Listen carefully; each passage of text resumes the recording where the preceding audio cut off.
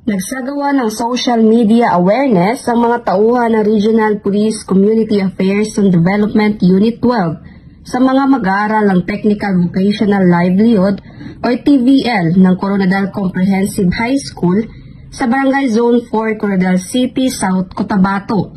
Ito lamang Hulyo taong kasalukuyan.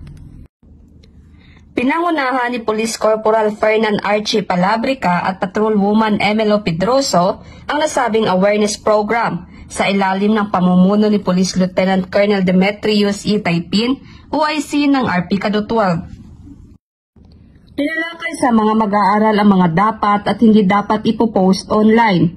Nagbigay din ng mga safety tips kung paano protektahan ang kanilang privacy at personal na mga impormasyon sa social media.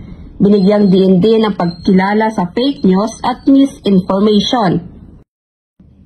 Layunin nito na mas paigtingin ang kaalaman ng mga estudyante sa mga banta gaya ng cyberbullying, online scams at identity theft.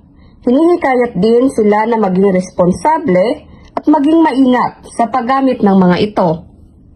Mula dito sa General Santos City, ako ang inyong PNN correspondent, Patrolwoman Dina Morales, alagad ng batas, tagataguyod ng Balitang Pulis.